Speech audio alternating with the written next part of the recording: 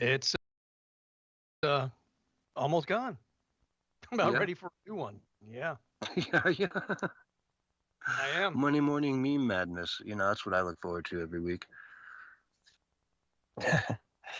But yeah, Exactly. for a lot of people, it's back to the office, back to the grind. The summer is, hey, middle of August now. We're getting pretty soon. We're going to be writing 9 on our checks here for September. And so, get out there and enjoy it, folks. Get out there and enjoy summer while we still got it in our grasp. I know I am every single day. So let's dive into some of what's going on in the world. Trump on the peace train has brought a peace agreement between Azerbaijan and Armenia. And this is a battle that's been going on for 30 years, 40 years. It's been going on forever. And if you ever look up the maps, people probably don't, Azerbaijan and Armenia, like I've heard of those for sure, but can I point to them on a map? They're kind of east of Turkey and north of Iran over there. Trump, and look at the borders. There is actually, Azerbaijan has like a conclave inside of Armenia, and it's very oil rich. Azerbaijan has a lot of money from the oil it has access to. And so the city skylines and whatnot are pretty impressive, kind of Dubai-ish on a smaller scale, of course. But very impressive play. Now, this war's been going on for 30 years, and Trump brought a peace deal to the table. That is the 7th one that he has come across so far this year. And he just announced that he's going to be meeting with Vladimir Putin in Alaska sometime this week. So interesting, you know, uh, things going on the international scale with war and peace. And I just like to shout it out. Barry, what say you? I think it's fantastic. I think it's unprecedented. I don't know very many presidents that can say that. He's brokered peace deals in, like you said, well, I saw 6 areas, but maybe it is 7 now. Of course, we're still missing the Israel situation and the Russia-Ukraine situation, but Mm-hmm. making progress, it looks like, on those fronts. It looked like we probably had a deal in the Russia-Ukraine situation, and Zelensky started acting insane again, which is what we've talked about 100 times. He's like, oh, yeah, I'm ready to make a deal. And then all of a sudden, he starts running scared again, as if somebody's whispering in his ears not to do it. Mm-hmm. Yeah, but here comes, Trump and Putin meeting in Alaska this week. That's going to be a big deal. It's going to be a big, beautiful deal, big, beautiful meeting. The trick is, can you trust Putin? At this point, he's really been reluctant to do anything. He'll say what he wants to, and then at the end of the day, he just really backstabs Trump over and over and over. You know what I mean? So can we really trust him? There seems to be a constant defiance between Putin and Zelensky that is kind of preventing the whole thing from happening as well. So I think there's that direction happening as well, less than it is towards Trump. I don't know what the deal is there. There's obviously some pride going on. You know what I'm saying? Neither side wants to give any, but you gotta, in a negotiation, everybody's got to give a little. Yeah, they're two lions, or two bears or whatever, just staking out each other. They're both tough, strong-willed people that don't want to cave. They both want to win. And sometimes winning is just, hey, man, people aren't dying anymore. Zelensky's also saying that they won't give up one, square foot of land over this whole thing, which is kind of a big ask at this point. And a lot of Eastern Ukrainians speak Russian. They consider themselves more Russian. If they were to vote on succession to Russia, they would probably pass with big, big numbers. Mm-hmm. And so it's not like, there's a big loyalty to Ukraine in that part of the country anyway. It's more of a loyalty to Russia. So what's the big loss in that respect? Yeah, absolutely, man. Yeah, some of them, even a good deal of them, speak Russian. Yeah. So yeah, I don't know though. We'll see some things happening here. Azerbaijan and Armenia is an interesting, case because again, it's been going on so long and it's so complicated and it just has such deep roots. And I wonder what will happen with that enclave, if there will be a connection back to Armenia that's negotiated, some valley passage or whatever that is theirs, or if it will continue to be disconnected, but there'll just be more of a peaceful agreement to, allow transfer between the two, and what sharing of the resources and stuff. I don't know. It's very interesting. I'm curious to learn a lot more about it. And, we're in the early stages now, though, so let's just take it for what it is and consider it a win. I will say one On the other thing hand, go on the ahead. Ukraine thing. It seems like to me that Zelensky has a lot more to lose than, say, Putin, right? Because he's lost a lot more people per capita than, say, Russia, right? They can take more hits. Russia can take more hits than, say, Ukraine can. Not only that, but Zelensky's favor, he doesn't have the favor of the people anymore, right? Because the people are war weary and they see that it's not going anywhere and they're just losing lives and there's nothing being gained from it. So really at this point, I mean, Zelensky, I kind of feel like he's kind of out of his mind because he's losing the popularity of the people. And if it continues, man, what's going to be left of that nation, man? I mean, at least the morale will be so low, if not anything else. Mm-hmm. And how many, what are the demographics going to look like when everyone, quote, comes back home from the front lines? You know what I mean? How many of them are coming home? Is it just going to be a country of like 70% women for a long time with like incredibly low birth rates because the men just aren't there anymore? What are they going to do about that? I mean, I hear they have very beautiful women. I'm sure there's a lot of people around the world would be like, yeah, I'll move there. That sounds great. Let's go. And they were using constriction like months ago. So just imagine where they're at now, right? Just to keep people on the front lines. Like I said, they have way too much to lose to keep this thing going. Like you said, I mean, at the end of the day, just stopping the lives from being slaughtered is a victory. Exactly. At this point, that's the biggest victory, is just to end the killing machine, and then we can move on to Israel and figure out a solution for that, right? Like, right. Netanyahu is saying that they're going to take over all of Gaza and run it again. Enough is enough. They're done with it. They're just going to go in, and they're already hated so much on the leftist world stage that what's the point of, it's like when we talk about Russia, what's the point of, I'm not going to lose any PR points on the global stage for going into Ukraine, because they already hate me over this made up Russia stuff, So he feels emboldened. And the same with Israel at this point. They're emboldened. Hey, you don't like what we're doing? You think we're monsters? Okay, then let's actually be monsters for a little bit and end this thing once and for all, and just get Gaza under control. Get it to the point where they're not building and shooting rockets over on a daily basis and plotting the next October 7th, right? Because if you let them build back up, that's the first thing they're going to do, is start building the rockets and planning the next October 7th. So, it sucks, but I don't know, man. I don't know. I think Israel has a right to exist, and maybe make some sense of it all. I don't know. We'll see. It's going to be a difficult situation for sure. I don't know enough about that conflict, just because I don't know what's really happening, because there's so many conflicting stories. You hear one thing and then that's not true, and then you hear this thing and you go, oh, that's not true either, and you really just don't know. And you don't see like any really independent journalists going on the ground doing fact checking. All you get is the fake news narratives, right? I just think that I can't trust that. Yeah, and going on the ground there, though, is like, it's not safe to go in on the ground, so to speak, right? So, yeah, who's going to do that? The only people that are going to do that are people embedded with, say, the IDF, which, again, puts a slant on it, So, hard to, trust everything you see when, again, in their own defense, they're going to put out their side of the story, their version of it, their justifications for things, and they're going to try to make it seem, the IDF I'm talking about, as justifiable as they possibly can. Have they pushed the line in some cases? Maybe. I don't know. Again, I don't know.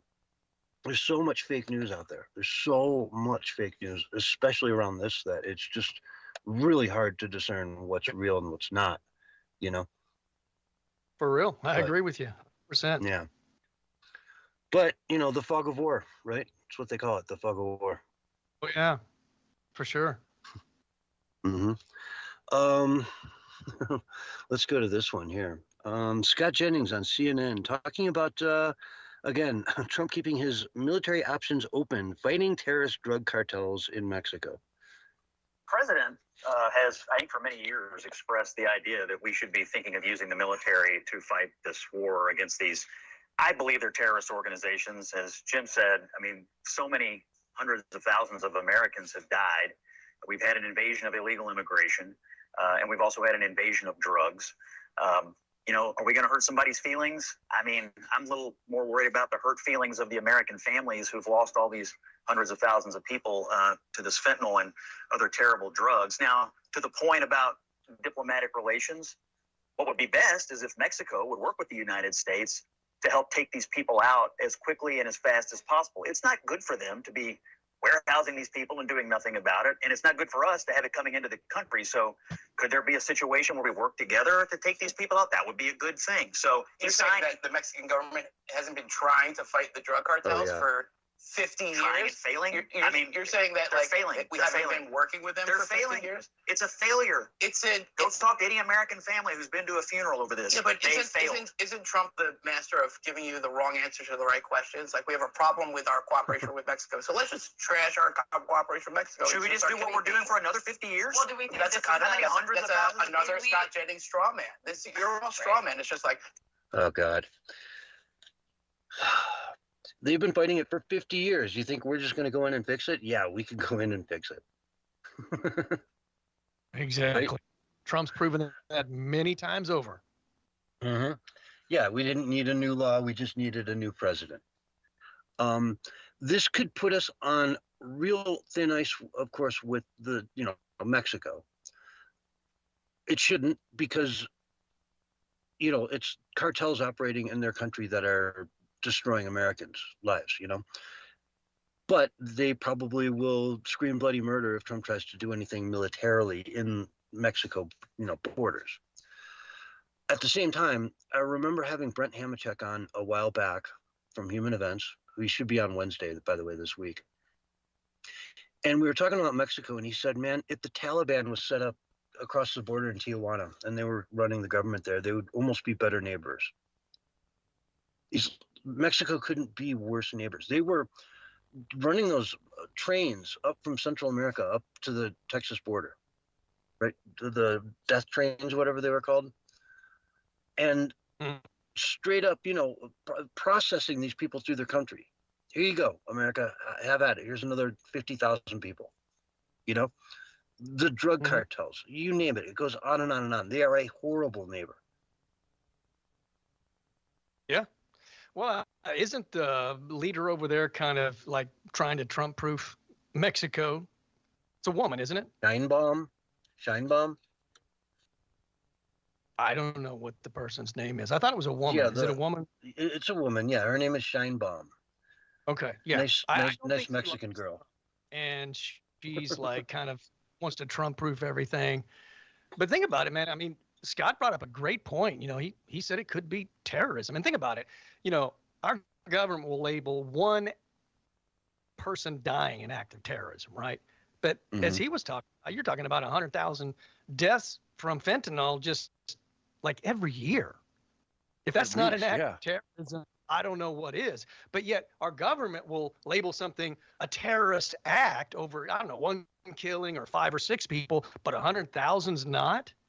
And we got to protect the United States of America. I mean, bringing in fentanyl, as deadly as it is just not acceptable. Well, and let's say the location of a lab in Mexico, right? It's 50 miles over the border. You know exactly where it is. You know what the shifts are, who, works what shifts, how many people are there at any given time. And you go in at, 3 in the morning on a holiday weekend when no one's probably going to be there, or maybe a couple people, when, in other words, the least casualties, and you just blow the thing up. And you find 50 more like it, and you blow all of them up simultaneously with drones, right? how angry is the Mexican government really going to be that we blew up 50 meth labs or 50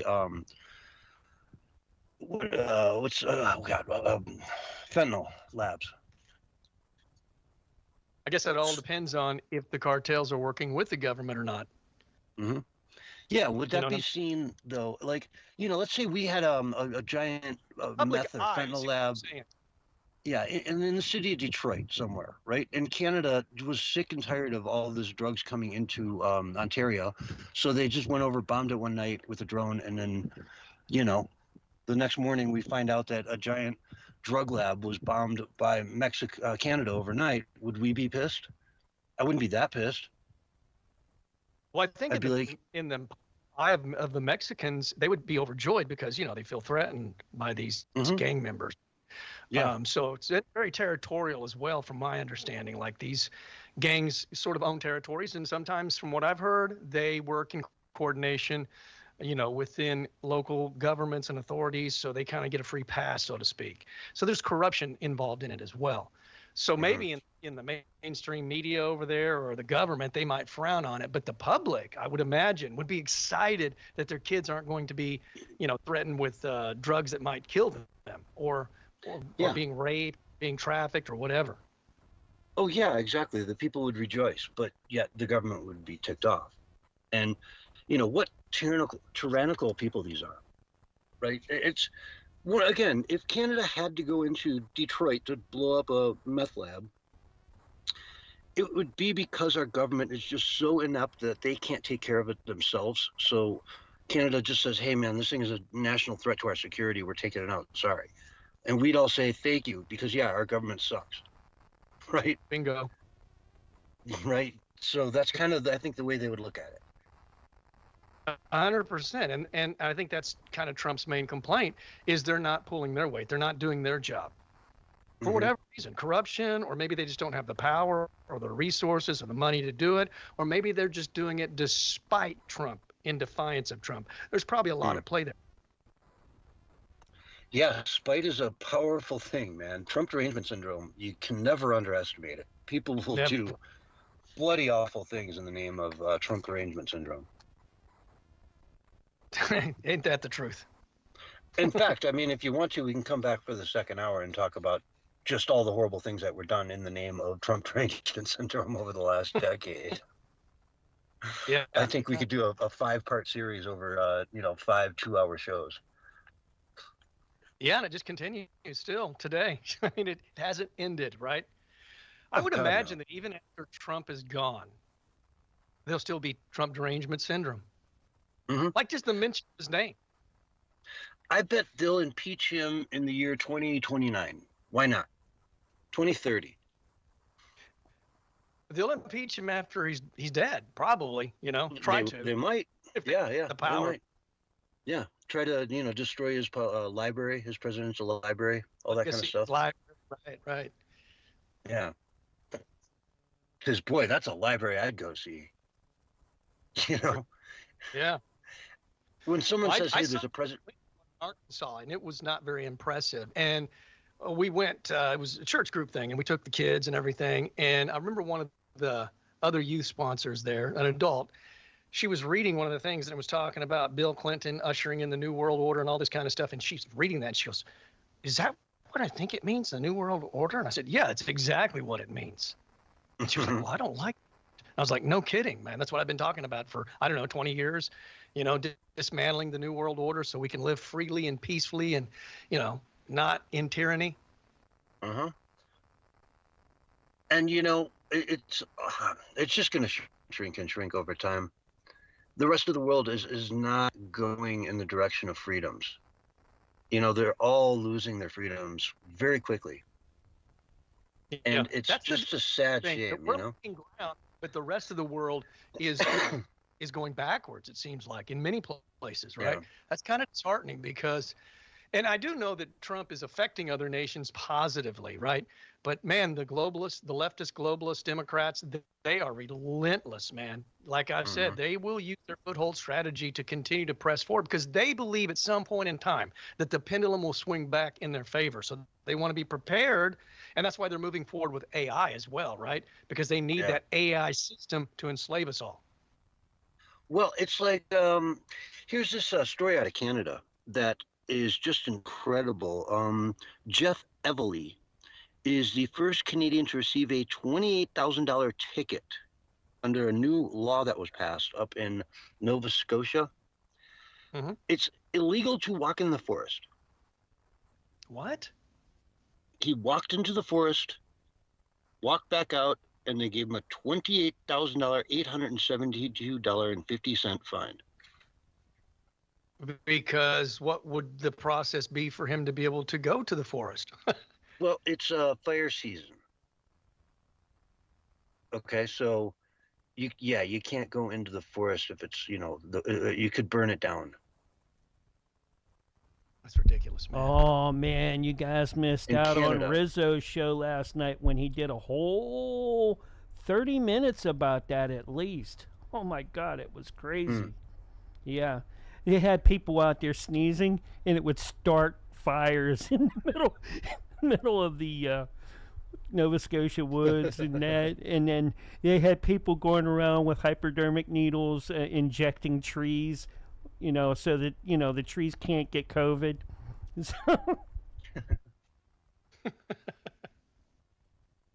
Yeah, it's a big deal. I mean, this is crazy, dude. $28,000 because he wanted to fight it in court, and he couldn't fight it in court unless he was fined. Okay, so he purposely went to a ranger station, and walked up to him and said, "Hey, I'm going to go walk into the woods right now." Right, and so he walked over to the bushes, like kind of went into them far enough that you couldn't see anything in any direction, and then turned around and came back out, and the guy, gave him the ticket right on the spot. So now he's going to go to, the courts and fight this thing because it's so illegal.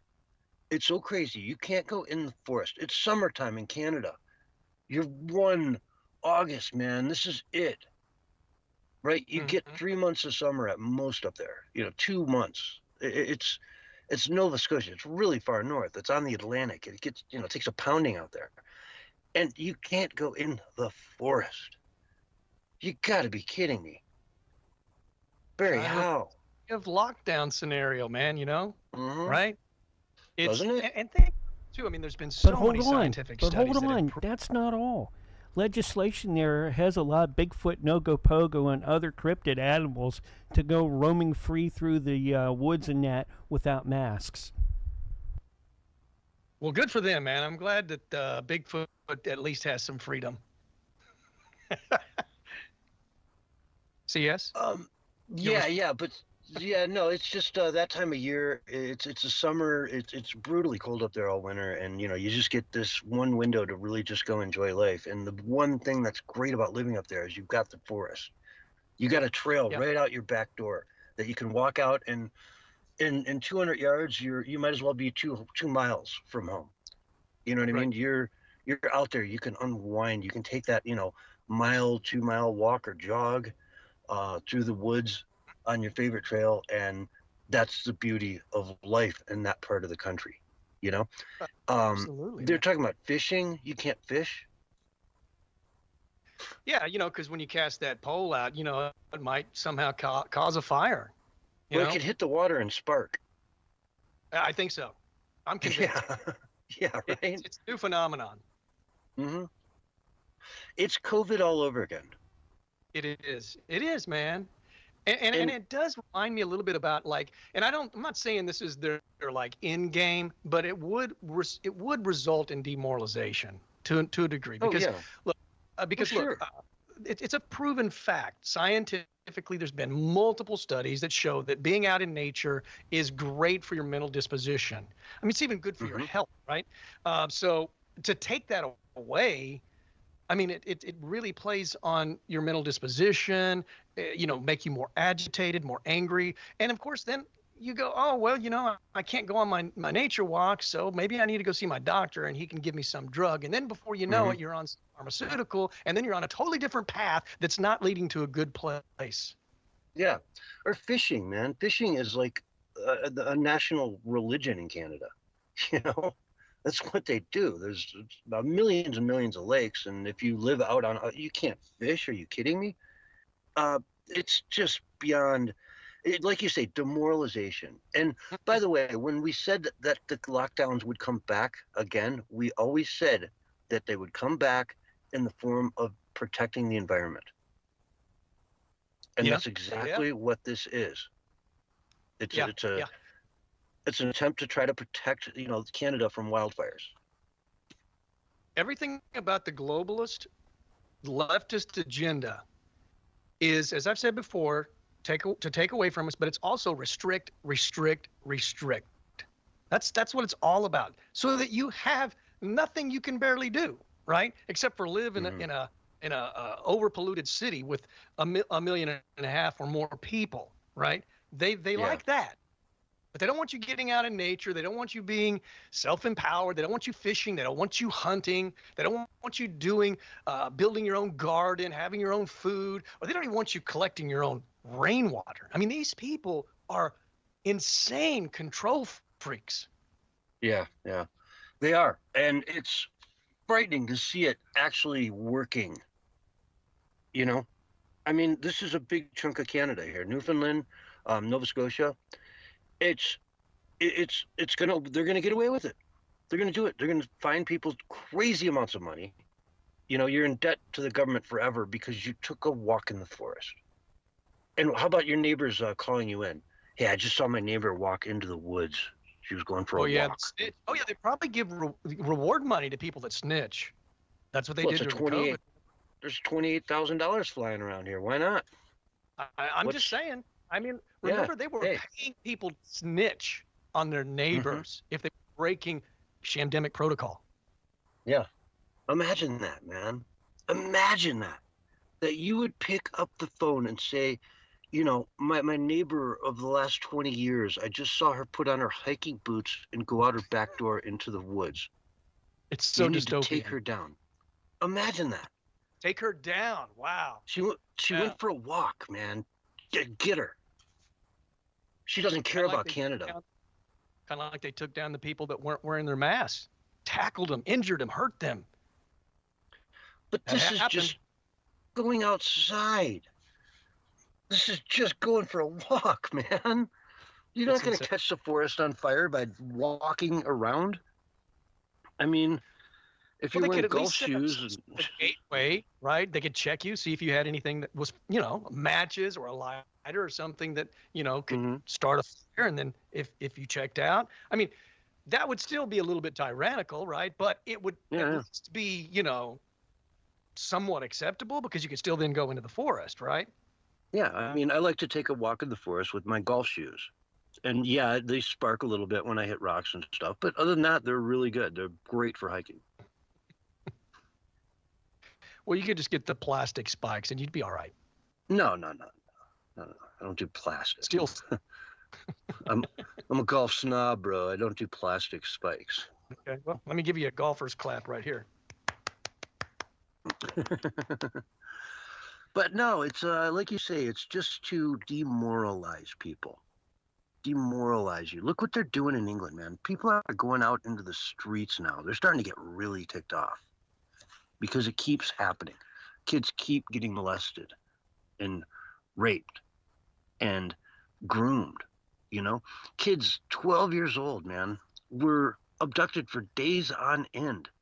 And their parents would frantically call the cops and say, hey, this grooming gang down the road from me, they've got my kid. Can you please get my child back? And the police would do nothing. Two-tier cure. Kiastama. Going down, man. His poles are dropping. He is shaking in his boots. He just got called out yesterday in the House there for not doing the inquiries he said he was going to do months and months and months ago. We covered it in February maybe, that he was going to do these big inquiries. And then he pushed them down to the local levels. And the local levels, that means they're looking into their own people. So they're not going to find anything. It has to be a national inquiry into these grooming gangs that have affected hundreds of thousands of girls that are coming of age, that are, in their 20s now, many of them, that are starting to speak out and say, hey, man, what happened to me was ridiculous. Sure. Ridiculous. Kids shouldn't be exposed to that kind of stuff. I can't think of anything more repugnant than, not protecting our children, our youth. I mean, and the elderly as well, And I think those are the people that the worst kind of people go after because, these people are vultures, and vultures prey on weak people. And who are the weak people? Well, they're, young people and elderly people, and even disabled people, We see that as well, Remember the whole thing about, the people with the Down syndrome, how they were being groomed to be drag queens. Remember that? That was a thing. Yeah. Yeah, it's the depravity has no bottom. And that's the problem with it. And that's what people are starting to wake up to, and why we saw hundreds and hundreds and hundreds of thousands of people out in the streets all over the UK this weekend. And I mean all over. This is not just London. This is not just Epping anymore. This is not just a few little towns. They're popping up all over the country. And it's moms, it's sisters, it's grandmas, it's fathers that are worried about their kids. The lower they go, the more the awakening happens. And so while I'm not excited about seeing things go to new lows, I do recognize that that's about the only thing that wakes up people that have just not woken up yet. And then when, all of these threats come to your front porch, you're like, man, I got to speak up. I got to say something, because at some point I want the opportunity to even say something. Precisely. And that's what's happening, is just a big awakening is going on over in the UK right now, where they've always kind of knew what was going on, but it's just getting so much in your face, and people are finally ready to stand up to it, which they were never ready to do before. They were never to the point where they were ready to stand up for their own communities, for their country. Yeah. To this obvious threat. As well, though, right? We see a lot of people that have been silent, speaking out. I mean, even Hulk Hogan, before he died, he was speaking out, about our country being overtaken and his support for Trump. And Mel Gibson has come out and he's spoken out against the corruption in California openly, right at a press conference. And so people are getting boldness because they recognize that the threats are real, and that the threats could literally take down America if we don't stand up and speak truth to power. Yeah, I mean, and it's totally, I've said it many times, it's a very different thing going on in Europe than it is in the United States. I mean, we've got a lot of immigration, fine, but the vast majority of it is from other Christian nations. Whereas in Europe, they're seeing, mass immigration coming from Muslim countries, which are bringing in completely different cultures, religions, you name it. And the compatibility level is, there's not even being an attempt made to integrate people into Christian society, because they never will. They have no interest in integrating into a Christian society. They want a Muslim society. And they're going to import and have kids and have kids and have kids and import and import and import until they get that Muslim society. And Europe will soon look much like the Middle East in, say, 100 and some years from now, And let's not forget, globalist kingpin Henry Kissinger said before he died, maybe it wasn't such a good idea that we just opened up the borders and let all these different cultures come in. Maybe they were to be able to assimilate after all. But of course, he knew the reason they did it was to create the chaos, to create the divide and conquer, and to create, all this Hegelian dialect, problems, reaction, solution, so they could then usher in their, liberal world order. But he was getting close to dying, and maybe he kind of wanted to clean his conscience a little bit. Maybe he wasn't maybe there was 1% still good. The 99% evil, but the 1% said, maybe I need to clear my conscience on this. Maybe it wasn't such a good idea that we just opened up the borders wide. And this was coming from one of the globalist Kissinger, New World Order himself. The guy behind, one of the guys behind all of this. If they live long enough, they'll live to see it happening in real time. It's British people are a minority in London. And by British, I mean British, generational British people, who are ancestors from the original people who lived in London for 1,000 years. They're a minority in London, in the capital city. You've lost the capital city. The rest of the country is not far behind. But, I digress. Good luck to you guys over there. I really, I hope you make through it all. I really do. It's sad to see. I thought with Brexit, you guys would be on a, much better trajectory. But you seem to have embraced the very worst parts of the EU that you voted to get out of. Mm-hmm. Isn't that incredible? Yeah. It doesn't seem like they left. They're still buying the propaganda from the globalist. And, I wouldn't say that they have any kind of independence from that. Yeah. No matter what it is on paper, they're still slaves to that system. They're not slaves. They're willing participants in that system. They said, hey, they went over to the EU and said, hey, man, it sucks. We're not part of you guys anymore. That sucks. But guess what? We're just going to go on steroids with every, strategy and plan that you guys have put in place for the rest of Europe. We're just going to put it all on steroids. Right? Like the people, who cares what they voted for? Yeah, they won. We're out of, the EU. All we're going to do now is just make it harder for them to travel. Right? Let's just, make it harder for them to travel. Plus they get everything else that the EU would have given them on steroids going forward as punishment for voting to become their own independent country. Mm-hmm. And that's what it is. If you're part of the EU, you're not an independent country. Period. Exactly. You've got courts, all kinds of different laws and whatnot that are handed down onto you that you have no say in. That makes you, you're like a state in the United States. Yeah. Which in reality, pretty much the whole world is under the control of the globalist, at least, de facto. Yeah. Maybe not like paper. Yeah, big chunks of it, that's for sure.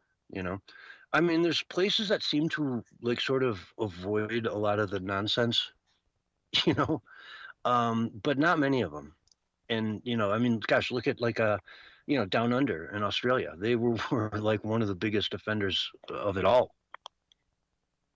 When you'd think that they could just sort of say, hey, man, let's not do the nonsense. They did it with immigration. They turned all the boats back, right from the get-go. Well, if you have any doubts as to that claim, all you got to do is go look back at the shamdemic and see how the entire world, with the exception of maybe one or two nations, was in lockstep with the World Health Organization, with the globalist agenda on how to handle the shamdemic.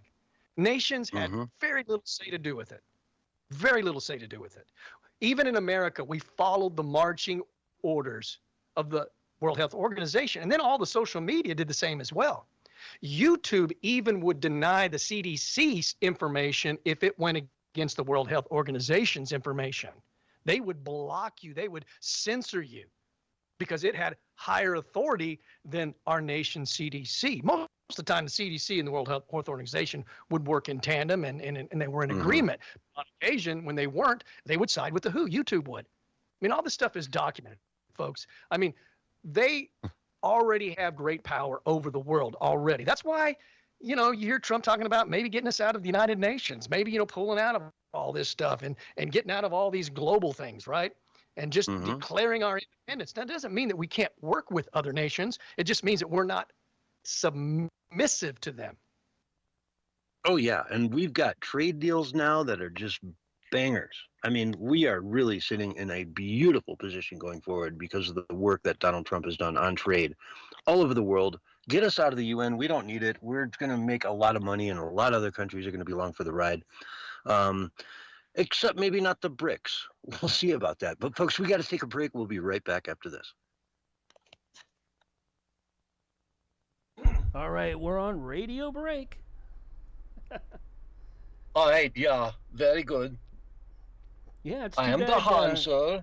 Yeah, I mean, it would have been great to have Rizzo in tonight for that Canadian Nova Scotia thing. Yeah. Yeah. Rizzo's a man. It'd be great to have him on anytime. Yeah. I can't tell you, God, we did so many shows together back in the early days. Yeah.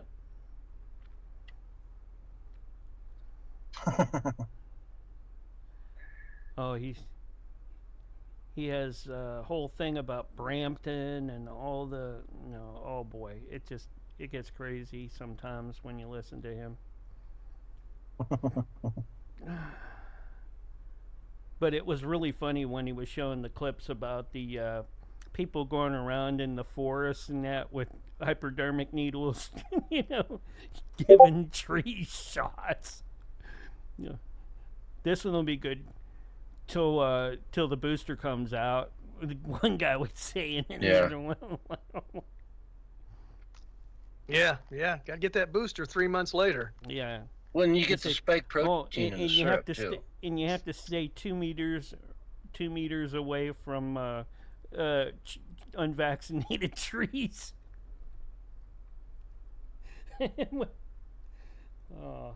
One of the clips was doing it. I was like, man, oh man, that's kind of crazy. But it's funny, and the parody on it, I'm sure that was censored heavy. And then they were doing this thing about, he was doing this thing too about, was it people that come from the U.S. Into Canada that can't see their feeds when they go up there because they can't get their news or any of that. It's all blocked by the Canadian government. Yeah.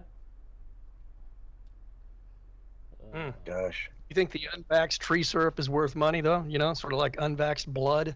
Maybe the other trees want some clean unvaxxed tree syrup because they've all been tainted. That's what I want. I want the untainted stuff. Yeah. I definitely don't want some vaxxed maple syrup, that's for sure. I don't want no maple syrup with spike protein in it. Got it. Had it. Might as well drink the log cabin stuff with high fructose corn syrup if that's the case. All that is vanilla with some extra coloring and they do something to enhance it or change the flavor a little bit to make it more artificial vanilla. Yeah. They're not using vanilla. Nothing. That stuff's expensive. Yeah, oh yeah, it's got to be imitation vanilla for sure. Yeah. Some sort of synthetic crap. Yeah, that synthetic stuff is actually cheaper than to get the extracts, though. You know that? It's almost double what you would, for the same size bottle. If you're going to get a bottle of vanilla extract compared to a bottle of like imitation vanilla. Mm-hmm. Sure. But hey, you get what you pay for, Here's something I do. I don't eat out that much because I cook at home almost all the time, but I will eat out, 2 or 3 times a month or something like that. When I go to a Mexican restaurant and I get chips and salsa, I bring my own chips because I don't know if it's GMO or not. And I've been doing that for, I don't know, about 15 years now. No one's ever said anything. No one's even really, I think a couple people did ask me at El Chico's, like, why are you bringing your own chips? And I just explained it to them. And then I bring my own syrup when I go to like Denny's or Village Inn, or if I don't have my own syrup, like maple syrup, like real maple syrup, I will just ask for honey. And I'll use honey as my syrup. There's no way I'm putting that high fructose corn syrup, log cabin, nasty blueberry syrup on my pancakes. Blueberry Not syrup. Here's your countdown. 3, 2, 1, and you're live right now. Hello, everyone. Welcome back to the Censorship Sucks Roundtable Radio Show for Sunday night, August 10th, 2025. Barry, man, it's been a crazy world out there. Ben, it still is. Yeah, it's nuts out there, man. It's good just to be around sane people now, and that's why a lot of people are isolating. You know what I'm saying? A lot of people are just kind of staying at home now, getting out. They're not doing things. But I've decided to break that mold, man. Because it's just not healthy, man. So I'm getting out there. But just find yourself some people you can relate to and hang out, man, because it's good for the soul, it's good for the mind, it's good for your, just for everything. Yeah. And there's a lot of insanity out there. There's a lot of people that are just crazy, So I want to talk about York College, and it's part of CUNY. They're banning the word field from their social work program because it could cause trauma for Black people by reminding them of slavery in America. You gotta be kidding me. Yeah. So here's a quote from the article here. From your college itself. So it says, the Master of Social Work MSW program at CUNY York College chooses to create an anti-racism learning environment by adopting alternative terminology in place of the word field. Okay, I could go on, but I'd like to backtrack a little bit because it's the Master of Social Work program at CUNY. Barry, the word master, does that trigger you more than or less than the word field? Actually, none of them do, but yeah, I get what you're trying to say. Yeah, right? I mean, one's a 0.2, but the other one's a 0.7. You know what I mean? It's on a scale from 1 to 20. Yeah, they're not, triggering, but it's the Master of Social Work program. I find that ridiculous that they have the word master right in there, and yet they're banning the word field. It is clown world. Clown world. Yeah. Oh, yeah. Well, just think about if that's what they really believe, then they really need to go on a quest, man. You got to end the film. You got to stop all the DVDs and Blu-rays and all the streaming of Kevin Costner's Field of Dreams, because there are no Field of Dreams for Black people, right? So you got to get rid of that. You got to get rid of baseball field. You got to get rid of football field. You got cornfields. I mean, soybean fields. The whole Midwest. Yeah, it's total nuts, man. Nutsville. All farming in America should be gone because slavery happened, a few hundred years ago. It's just, it's chaos. It really is. It's utter stupidity to, call yourselves the Master of Social Work program at CUNY and then ban the word field. How many Black people associate? And again, if you're that soft in the head that the word field is offensive to you because it reminds you of slavery, that you were never a slave, your parents were never, it just goes back generations and generations, hundreds of years. If that is offensive to you, you're a snowflake and you don't deserve to have a job in the real world. You don't deserve to be a social worker, for crying out loud. A social worker? Like, you're going to help people with their problems when you can't even handle the word field? Man, good luck. I would argue that it's kind of racist to do these kinds of things because it's saying that Black people are so weak. Yeah. That they can't handle words anymore. It's just nuts. So, I mean, that in itself could be racist, right? Because, it's kind of like what, Biden was talking about. He was saying, well, Black people don't know how to get on the internet, get on the laptop, or, that kind of stuff. It's racist, dude. And I don't know why. I think most Black people, I'm guessing here, reject this kind of nonsense. But there is a group that seem to be drawn to it. But I would also argue that it's mostly white people that like this stuff. Yeah, it's the awfuls, the affluent white female liberals, right? Awful, that are putting all this stuff in place. Because again, they have that feeling that Black people are so sensitive that the word field could trigger them. Ooh, we don't want to argue trigger. That what they have been through, they're probably stronger than most people. And and what you're doing is you're weakening them.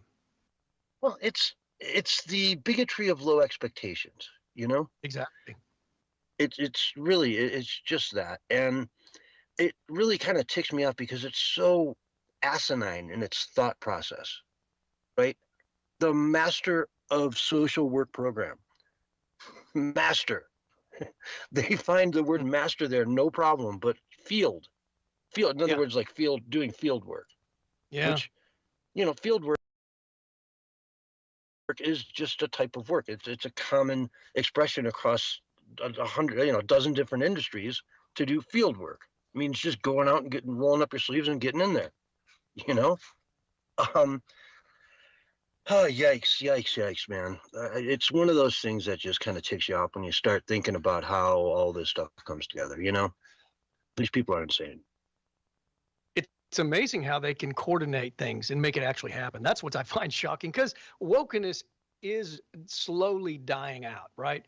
Because they become more insane and people go, whoa, this is just not good, man. This isn't woke. This is basically being asleep. You're not woke. You're asleep. Yeah. You're a zombie state. No, exactly. To think that people would get offended by this word because slavery happened. And mind you, we fought a bloody war to end it. Right? We did. We lost thousands, hundreds of thousands of people to end slavery in the United States of America. And yet, we're like the original sin. Like, they act like we're the only country that ever had slaves. Guess what? That's so far from right. It's insane. There are more slaves in captivity on the world today than there were during the 1600s or 1700s in the United States of America, by a mile. Today. They don't seem too concerned about the child sex slaves that are in the world today, which is a major problem. In the United States. Yeah. What about that one? Huh? How come the left hasn't taken that cause up? Yeah, what about the actual slaves that exist in the United States today that are sex slaves or whatever, that are, working in little factories making, crap all day at, no pay whatsoever because, again, they're slaves. It's happening in America today because of the open borders and the 20 million people that poured in. And the left doesn't even care about that. Real, so they virtue signal to look righteous, right? They don't do anything that really has any real impact on the world. So they virtue signal to make themselves feel better because they're lazy, because they're apathetic, and they have no real compassion. And I'll tell you, these paid protesters out in the UK right now are especially feeling the brunt of that. They're standing out there with their pre-made signs. They're paid. They're trying to virtue signal and be like, hey, we love immigrants and accept everybody and love everybody. And they're trying to counter protest these uprisings that are coming from the communities. But they're being bussed in and paid and given carbon copy little signs to hold with the same little sticks and the same everything, paid for by George Soros, no doubt. And they're being made to look like fools. The actual citizens in the town are saying, what are you doing here? Who are you? Why are you supporting the pedophiles that we're here to protest against? And it's blowing up in their face. Barry, we got about a minute left. What do you got to say?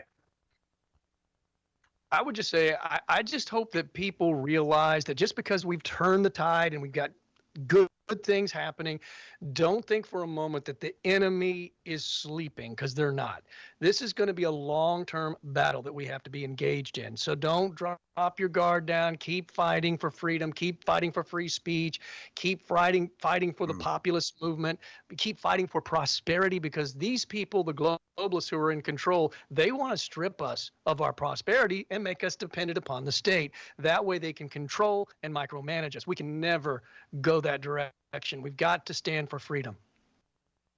As Ronald Reagan once said, freedom isn't just handed down from generation to generation.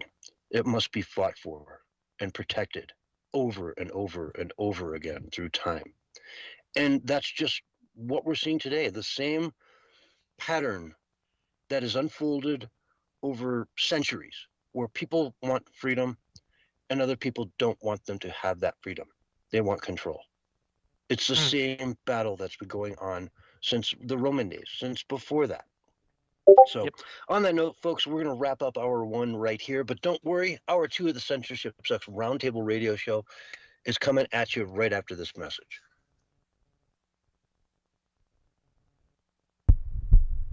All right, we're on radio break. Yay! Yay! Yay! Barry, you're fired up, man. You're just on it tonight. Am I? I didn't notice. Oh yeah, man. When you tap out of the Sunday shows here soon, it's the world is really gonna take a black eye. Basically, it's going to be a scar on the world of news in the United States and Australia, all over the world. To just to miss out on that commentary you have, it's just that good. Oh yeah. Flattery will get you nowhere, my friend. It reminds me when I'll send you that $5 that I was going to give to Willie to you, though, for sure, man. I'm reminded of like when Bill O'Reilly left Fox, when Tucker left Fox News. It's a milestone like that just marked an end of an era. Mm-mm. Bill O'Reilly, yeah. I love his meltdown. That's probably one of the most classic meltdowns ever. He was good back in the day. He had his time in the sun. Yeah. He was kind of a neocon, though, for the longest time. I think maybe he sort of broke out of that a little bit. Even Sean Hannity's not so bad anymore, but, Yeah, he was... Bill O'Reilly, he came from, like, the Bush eras, Yeah. Right. The Reagan, Bush, period, which, neocon was kind of in vogue then. Well, when we get cut off here, I'm going to take us and we'll go over to the next one. Or actually, I'm going to cut us off here, and we'll just go ahead. Remember, I got to go to 58-minute mark next hour, right? So if you go start the room now, I'm going to try to get us to the 58-minute mark, all right? Yeah, or like 59 even, really. No, that ain't going to work. Because remember, we have the... Just start the next one. What? Well, if you start the next one at the 59-minute mark, right, then I can go to 58 and we'll still have a minute. But we still have a buffer file going out and transition on radio. That buffer file still has to end and go into a short PSA before they go into the next show. Well, I don't know about all that. Yeah, but that's how it works. I know that in 1 hour and 5 seconds from now, I'm going to end the show. So, if we start the next one anytime after right now, we should be safe for me. Yeah, I'm going to take and start it. All right, folks. Let's go over to the next one. And we should get Willie Lee. Will he?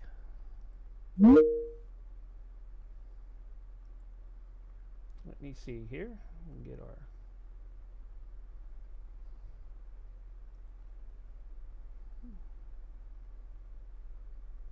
group up in that. So hold on, folks. I'll be right there with you. I got to change this over to the next group chat. There we go. Hope everybody's doing great tonight. I'm going to take and be calling up the next group right now. Let's get Willie, John, Barry.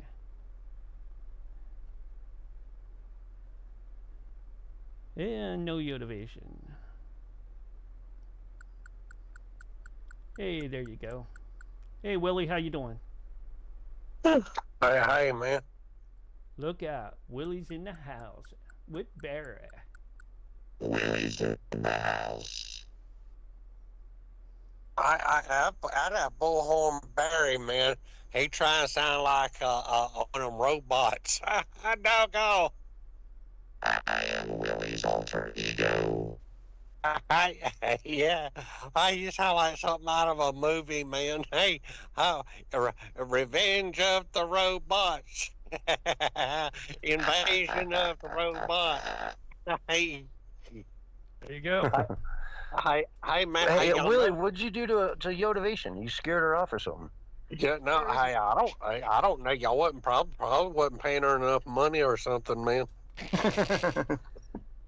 We raised $2.50 an hour to $3.25. So. Yeah, well, hey, I was supposed to be getting $4.33, man, for every show I do. Hey, I figured it up, man. One time Hey, we've been doing this for years. They owe me thousands of dollars, You man. better talk to that Saul Good. That's $4.55. That's like way above minimum wage, man. Yeah, man. It's all good. He pocketing all that money. Oh yeah, Saul, man. Yeah. It's his island money. He's investicizing in it. You can Google it. Or is it investorizing? I don't know. How would you say it, Willie? Yeah, he probably investorizing it. Industricizing it? Investorizing. You had it right. Investorizing. Oh, okay. I want to get it right, you know. Oh. You sound good tonight, Willie. Did you have a great week? Yeah, man. Life is good. We got all kind of projects going on, man. Yeah. I seen you put up. yeah? I seen you put up a post. Why are all these girls hitting me up online? What in the world's up with that? Come on now. Yeah, no, man. It's like, what do you do when women look at you? All they want, they just look at you as being a sex object. You're just a piece of meat for them, man. That's what it is, man. There you go. They see me in Willie my the overalls. Gigolo. Willie. They see He's me a virgin. They see me in my overalls with no shirt, man. They think I'm a lumber snack. Roger says he knows how that ask you feels. about that. Willie E's got great genes, man. Oh my God! Have you seen him in his overalls? Oh my God, Willie, that's funny. You heard that? What? I think you. They like you because you got good genes. Good genes. Holy genes. All they want to see, Willie, is when you turn on the side, so you can show them a little side boob there on there. You know, come on. Uh-huh. Hey, they like that little love handle sticking out, man.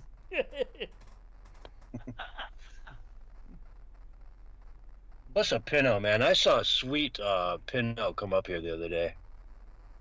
Really nice one. I was very impressed. Well, did it have wheels or legs? It didn't have no rocket on it, but it had wheels. Okay. I thought because, hey, you're out in the middle of nowhere, you could actually see wild horses out where you're at. Possible, not probable. Okay, possible, not probable. All right. I saw a donkey last year. A wild donkey? Yeah. How did that happen? Oh, that's right, because donkeys can have other donkeys. Mules can't. Right? It just walked up on me. Yeah. Well, it's a mule donkey. You know, it's yeah. It just walked up on my campsite and sat there and looked at me for half an hour. It was kind of funny. I wish you would have took pictures of that. That would have been great for the thing. You did? Send them to me. Yeah. Okay. I'll put them up in the I'll put them up in the slides. We got 30 seconds anyways. Yeah, he sat there forever, so I got a couple of shots. What did Blue think? She doesn't care too much about anything, really. She just looked the other way. Yeah, she's not too bothered about that kind of stuff. Okay. Well, here's your countdown. I wish she was 10% 3, 2, 1, and you're live right now.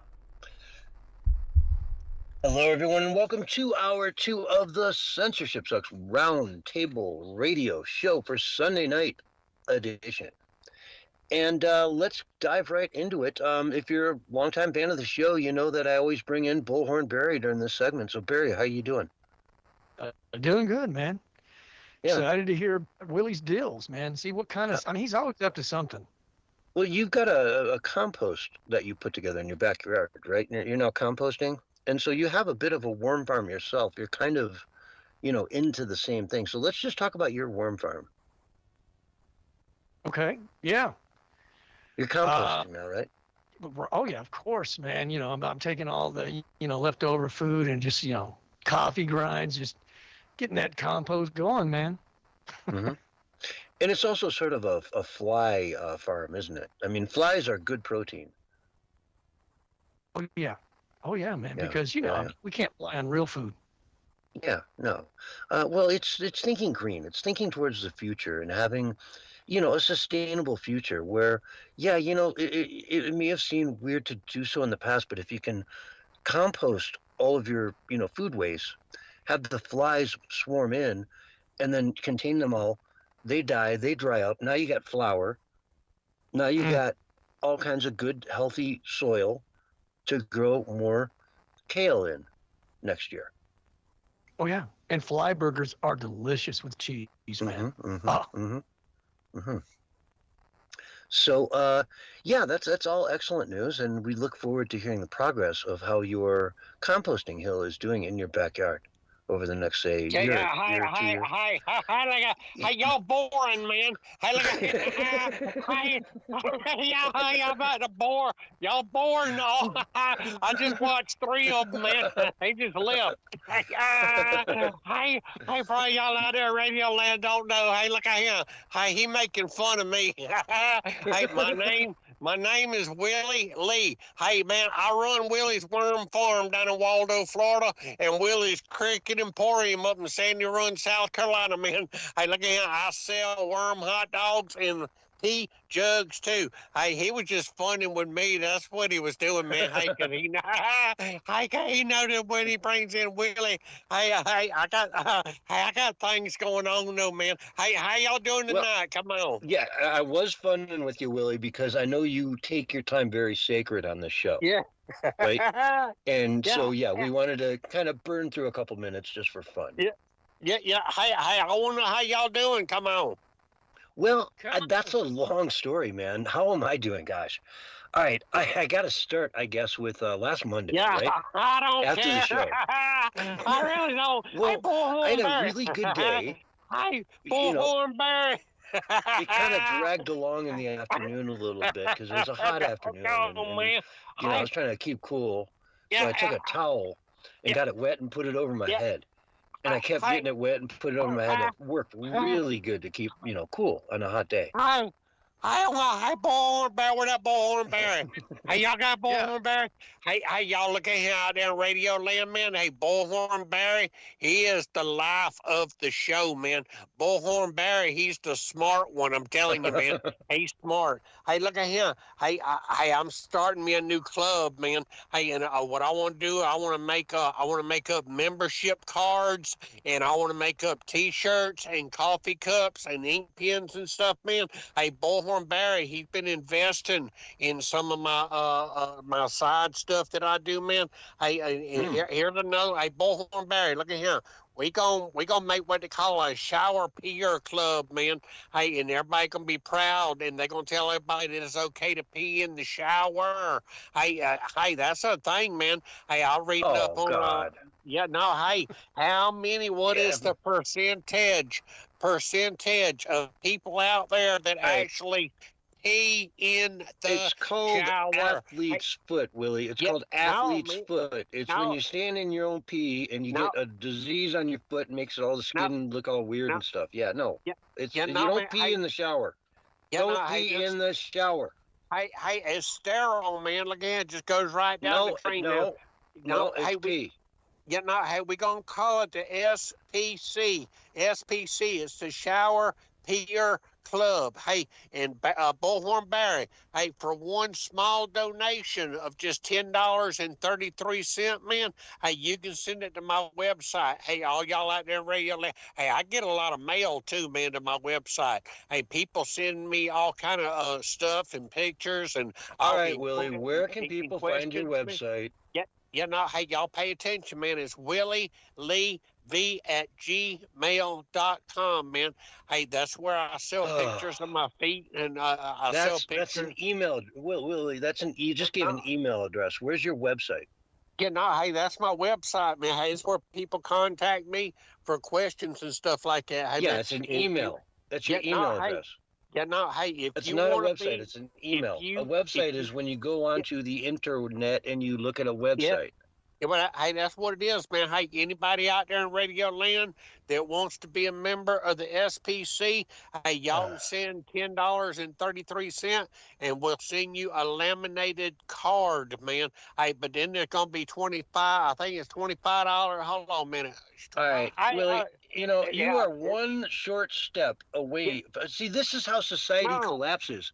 Because you're going to start peeing in the shower. Great. Okay, next up, how about number 2 in the shower? You're going to be fine with that in a year or two from now. That's how society goes downhill. Yeah, you can't poop in the shower, Willie. No, hey, I was working on that too, man. All you got to do is make the pipes bigger, man, and take out that strainer thing, man. Hey, it works. Hey, I'm telling you, man. Hey, it's one of my projects that I've been working on.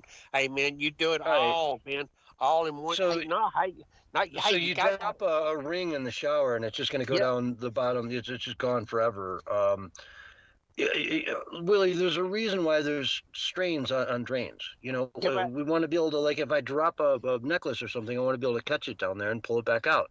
So, I'm not going to not have that protection, have a filter there, so I can poo in my shower. No, man. You're disgusting, Willie. You're disgusting. No, hey, you got to have ideas, man. Look at here. Hey, anybody that wants to contact me, and if they want, hey, I got products that I sell, man. Hey, I can't mention them all, man. Hey, but I got products that I sell, man. Hey, and they cheap too. Hey, and I want to let you. Hey, hold on, just hey, look at here. Shower, fish, travel. How do you spell dinosaur, man? Hey, no, hey, I've been investing. We're gonna go to break here in just a minute. What? Look here. Hey, no, hey, I got these seed words. All right. Hey, Willie said we're not going to break, so let's not go to break. No, man. Hey, I got these seed words that I got right here for my cryptocurrencies, man. Hey, my seed words, I got them wrote down right here. And hey, please, by all means, tell them to us. I'm sick of it now, folks. This is going to be a race. There's probably $100,000 in this account, so he's going to read off his seed words. Whoever gets there first gets the money. Willie, go ahead, read out your. I'm not even going to try. I know one of y'all are going to be way faster than me. No, hey, so go ahead. Go into. These are my seed words, man. It's called. It's tried, don't, prompt, install. How you spell dinosaur, man? Dinosaur. Hey, They'll figure dinosaur. It out. That's 3 of them, man. Keep reading. Hey, you sidetracking me though, man. I'm writing down these C words, man. Hey, I want to know read something. your crypto thing. I'm sick of this, Willie. I'm sick of you. No. I'm not even going to tell you not to read them out anymore. I'm just going to say, go ahead, read them out. It's a race. And folks, if one of y'all gets it, I've got my crypto on my Minds page. Just send me a little token, a tip for you getting the money out of Willie. Hey, we're gonna rob you blind, Willie. Rob you blind. I've been getting into this crypto, man. Hey, I can't give nobody no financial advice or nothing, man. No financial advice, and I don't recommend to anybody out there buy any cryptocurrencies, man. Hey, but I come across some. Hey, I come across some. One called a X and an R and a P, man. Hey, and they want these seed words and stuff. And hey, but you're sidetracking me, man. Hey, Bullhorn Barry, where Bullhorn Barry? Hey, Bullhorn Barry, you there, man? Yeah. Yeah. Hey, what'd you do with Yotivation Nation? Where Yotivation Nation at? Yeah. Hey, y'all ought to run her off, man. Hey, Bullhorn Barry. Here, hey, listen. Hey, here's another idea I come up with, man. Hey, this here is a genius idea, man. Here's what you do. You get these barrels, right? And you put them on each side of this stick. And then you put some pipes in the middle of it, man. Then you put fish. You tie the fish up inside of the pipe, and the fish swim, and they make it like a boat motor, but it's fish inside of the pipes up underneath your pontoons, man. You put a little chair on top of there, man. You got a fish motor boat, man. Get some big old fish, and that's all they got to do. They swim and they move that boat, man. Like, yeah. Hey, not Bullhorn Barry. Boy, hey, seriously, man. Hey, I'm gonna do that for real though, man. But here's a question I got, man. Here's a question I got. Hey, this here's a bona fide question, okay? Hey, y'all pay close attention now. Watch your wallet there, Barry. Watch your wallet. Hey, they got such a thing called a primary, then it's called secondary, then it ain't called third dairy, and it ain't called fourth dairy, man. That's what I want to know. How come it ain't one dairy, secondary, third dairy, and fourth dairy? It's a trimary. And what comes after a trimary? A primary, a secondary, a trimary. Is that what you're talking about, man? A trimary? Yeah, like hey, that what I want to know. And what if it's fourth dairy, man? What happens then? Well, you just call it the fourth one. It wouldn't, you don't go to the No, Willie. That's because you've said a dairy already. Hey, who's that? Hey, Mark, is that you? Yeah. Oh yeah. Oh yeah, that's me. Hey, Mark. Yeah. Hey, Mark. Yeah. Hey, Mark, the producer. What? Look at him. Hey, What? These fellas. Tell me. Look at him. You need to be monitoring these folks, man. Look at him. Which one? They've been talking about the news. Nudes? You know how to talk about You people need without clothes on the air. We told you about man, that. I'm talking, man. You can't overtalk me, man. I got things going I'm on. the producer. I'm allowed to talk over you. Hey, Don't you do that to me. You got to pay attention, Willie. son. You got to pay attention. I'm gonna son. kick. Hey, look, I'm gonna kick you and your Uncle Gus and attention. Oh, I'm sorry, man. I can't say daggum on the radio. Yeah, that's right. I get in trouble whenever I say daggum on the radio. But the thing about it is, though, man, is they got news that they talks about. What? And this Nudes? news, man. They talk about news, and there's news on the radio. Here's one that I was looking up that people would actually find interesting, man.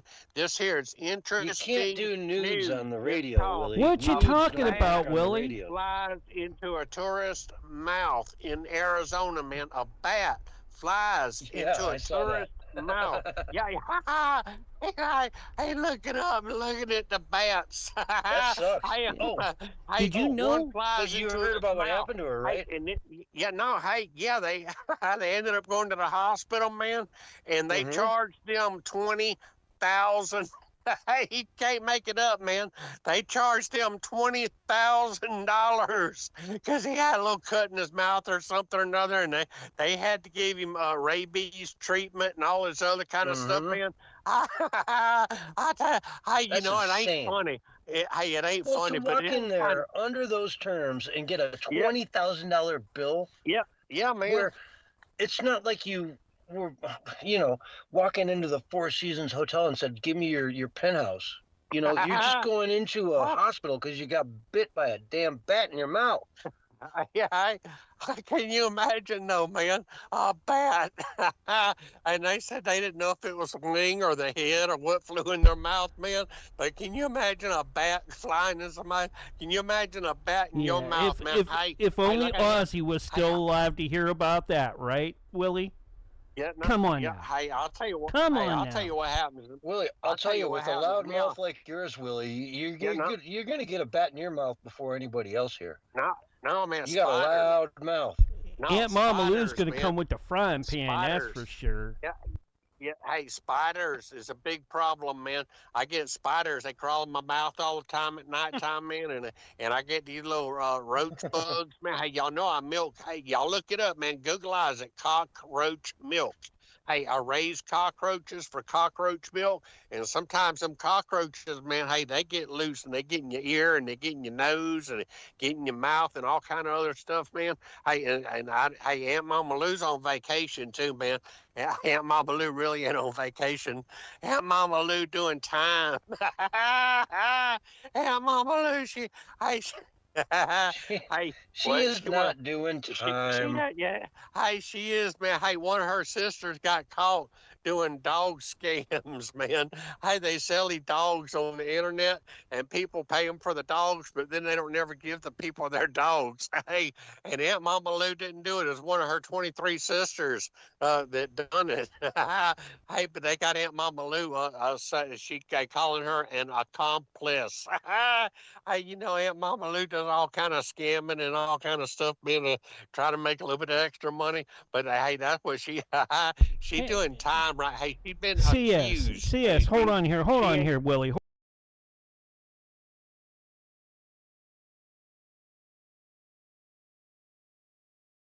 Hold on here, Willie. What?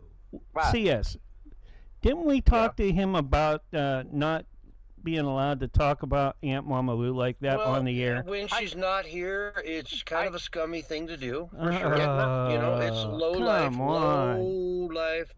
Right? There's being well, we already know that low life disrespectful. Yeah, we kind of know that Willie's kind of a low life, but anyways, you know, hey. Yeah, but still, I thought you wanted to kind of keep it clean. Well, okay. Well, I'm out of here. Again, he's just slandering, you know, Aunt Mama Lou. And, you know, Saul is recording all of this. It's all going on the record. It's all going to be, you know, Exhibit A in court. Willie, here comes another retraining order for Willie. Let me tell you something you don't know about you, Willie. Let me tell you something about you. You don't know about you. Even you don't even know about you. You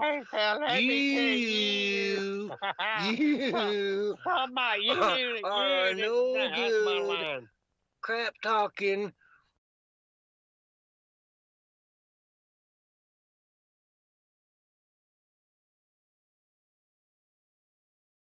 No good person. You will go out there and slander people behind their back. You go out there and you say lies about people left and right. I've seen you do it over and over and over. It was Saul, with me, with Aunt Mama Lou.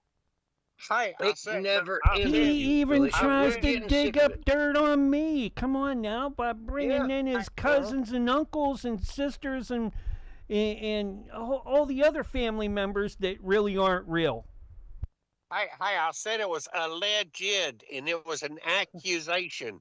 I didn't say it was true, man. Oh, look at him. No, you said it was true. No, you're trying to walk it back. No. You misled my audience, Willie. You misled. You lied to them. No, hey, I was just wanting to point out the goings on and the happenings, man. Hey, and they more goings on and happening stuff. Hey, I come up with another idea, man. An edible net. Hey, this is a net that you can put around your sub sandwich, and you can eat your sub sandwich. Hey, this is an edible net. You put it around your sandwich, man, and you can eat it. Hey, and the net, it's got like a little mesh in it or something. But why? Man. Hey, but it's an edible. Hey, that way. Hey, why? That way. I've had 1,000 sub sandwiches through my life, and I've never needed a mesh wrapped around it to be able to eat it. Yeah. Hey, that keeps all the. Hey, that keeps all the stuff from going out of your sandwich onto the table or onto the ground, man. That's what it does. Hey, hey, you can get to eat everything, man.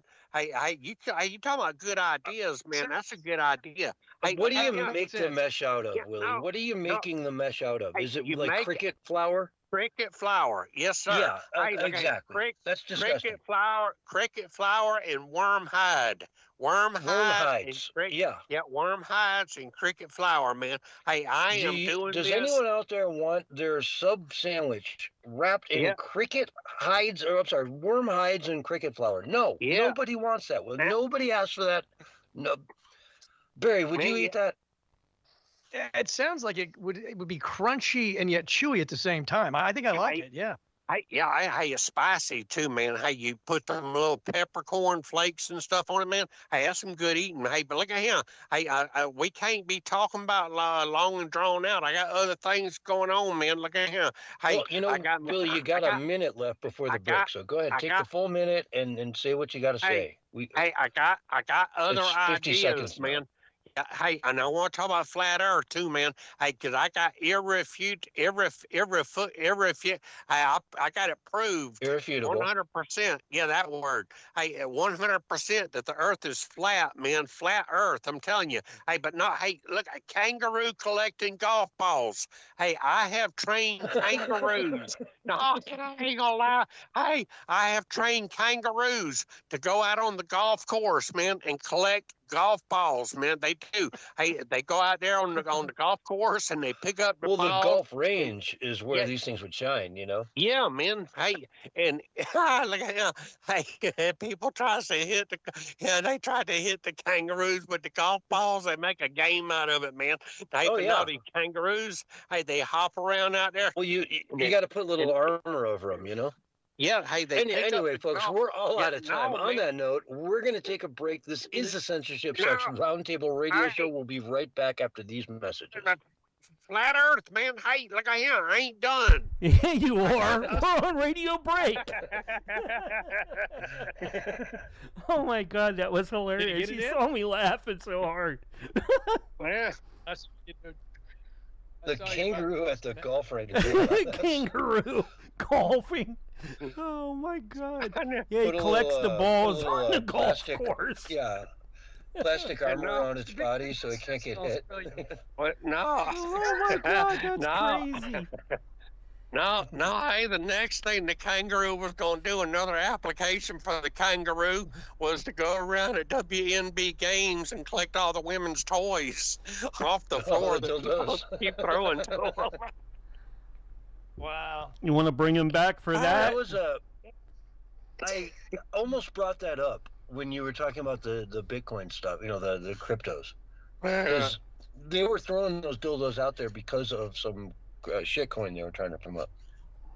No, they was talking about paying them what they're worth, man. That's why I figured it anyway. No, I saw an article directly linking it to some shitcoin called like green dildos or something. Yeah. But down in Florida, man, you can't make this up. Boomer Democrats in Gainesville, Florida, they're locking themselves in cages to protest alligator Alcatraz. Did you see that? Nice. Yeah. Do you know? Yeah, that's good. Do you know who lives near there? That's a lot of time. Do you know who lives near there? That's bizarre. Nancy. Nancy lives not far from there, I think. Yeah. Nancy or David? No, she lives in. No. Oh, Nancy. I thought you were talking about Nancy Pelosi. Yeah, Nancy she lives on a Planetta. vineyard in California. Yeah, she lives in San Francisco, Nancy Pelosi. No, hey, but Willie sells these cages for them to lock themselves in. Man, you guys are hilarious. Yeah, and Willie. For the people too. You know, tiny little cage. I'm really loud tonight. My son's trying to sleep because he's got to work tomorrow. I'm like, oh man. Hey, come November, there's going to be a fake invasion. A fake invasion. Don't fall for it. You know what, man? ChatGPT told me that's the #2 black swan event that the deep state is planning. The globalist deep state is planning. I ain't making it up, man. An alien deception. Yep. Oh yeah. Yeah, Atlas is coming in. Hey, it should be here by November. That's around the same time, right? Hey, I've been researching, though. You know that there ain't no laws regarding aliens. Like, you can shoot one, and it's perfectly legal. You can keep one as a pet. Oh, you know what is illegal? You know what is illegal to do with the aliens? Have communications with them. That is a federal act. There is a federal act. It ain't neither. Yeah, there is a federal act that prohibits you from communicating with alien species. Yeah, I mean, it's we all saw E.T., right? We all saw E.T. You can keep them as pets. You can shoot them. You can slap them. You can beat them up. You can make love to them or whatever you want to do with them, man. No, you can't. Yeah, you can. There's no law. I'm sure you can, but then the federal government's eventually, very quickly, going to show up and take it away from you. We all saw E.T. Yeah, you can have them rob banks for you and all kind of stuff, man. Oh my God! They can go to work for you. Yeah.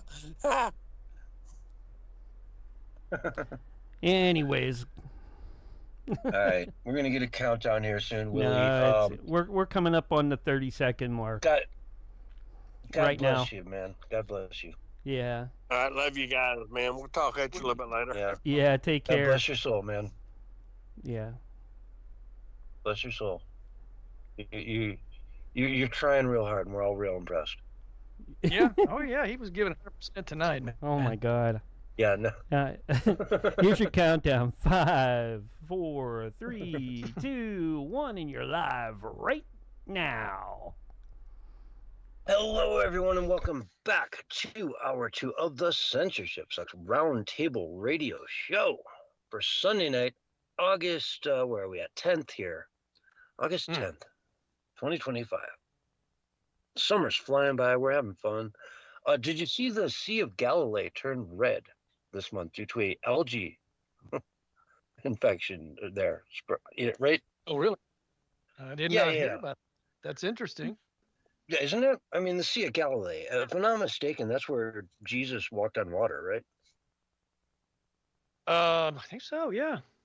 Yeah, he had his school there. There a church there, and that's where he fed the masses with the fish. I mean, I would have to go back. I'm not that detailed, but he did walk on water. That's for certain.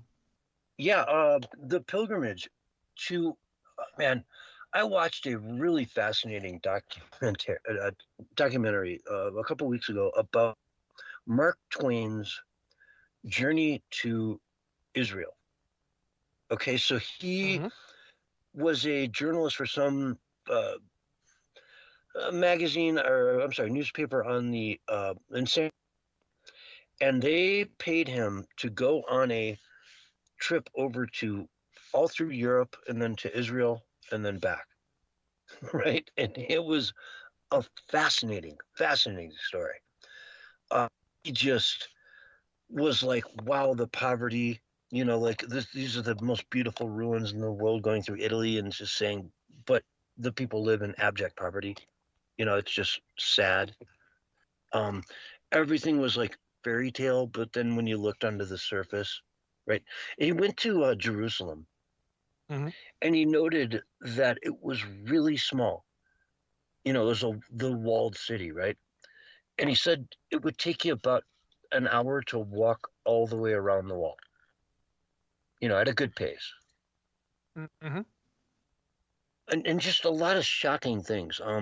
He was with this pilgrimage over there, and there was like half the people were super religious, and they're just praying every day, and would run with joy to the Sea of Galilee and drop and pray and walk out into the water and take the baptisms. They just really were so into it. And then there were another smaller group that he sort of hung out with that would play poker at night, and we're there to see the majesty of the ancient world in the holy city, but we're not fanatical about it per se.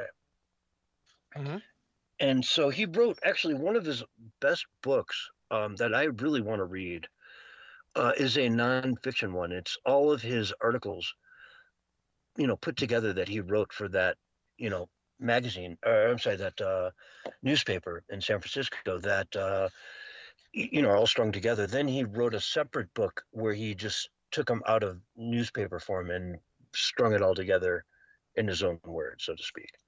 But it's one of Mark Twain's, books that people don't get introduced to, and it's the nonfiction one. And I'm really interested in reading it because I just found this thing. Yeah, I didn't even know it existed until a few days ago. But really interesting. And the Sea of Galilee was one of the, important sites that they went to where, everyone was just, holy cow, this is where Jesus lived, like very important. So the water's turning blood red. Yeah, I don't know that there's any symbolism in that. Sometimes biblically speaking, when the water turns red or something like that, there's some symbolism, or it's some kind of foreshadowing, punishment or something. Yeah, I mean, yeah. So, it could just be like you're saying, algae, or whatever. But it is there's no algae. doubt. Yeah. There's no doubt people it's go to algae. Let's not be Yes. shy about that. But Right. it's just being taken as there's circles that take these things very seriously. Well, there's no question that a lot of people are seeing symbols and signs. I even see in some, and even if they're not like symbols or signs from God, they certainly sort of become symbols because they are sort of a reflection of the current culture or the current trajectory that our culture is on, and they serve as kind of warnings. But whether or not they're from God or not, I mean, I guess that's debatable. But even so, even if they're not, they can still serve a purpose. Like I always talked about the blackouts that were happening in New York City during all their, beginning of their insanity. It was almost like it was symbolic of them going into darkness. And so even if that wasn't some kind of a sign from God, it certainly served as a sign to people. They saw it as a sign. And I think when times are tough, people do that. They tend to see signs. They tend to see symbols. Exactly. And right now, man, in Israel, you start turning the Sea of Galilee red, and man, people are going to wake up and be like, whoa, and read it in a million different ways, right? It's the Nile running red. It was an algae for sure, right? We know that today. But hey, man, if your lake out in the backyard turns red, like, I mean, you could argue that the assassination attempt on Trump was a sign. Sure, it could be a sign that God was telling people, hey, no matter what these deep state figures throw at us, they're not going to be successful. Yeah. I mean, you could see it that way.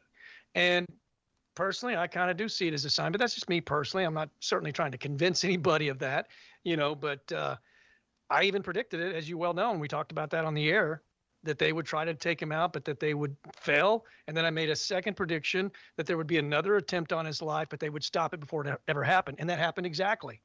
And that's just me being a self-proclaimed trends forecaster. I'm not, prophetic or anything like that. It's just me putting my finger on the pulse and sort of interpreting what's, the data.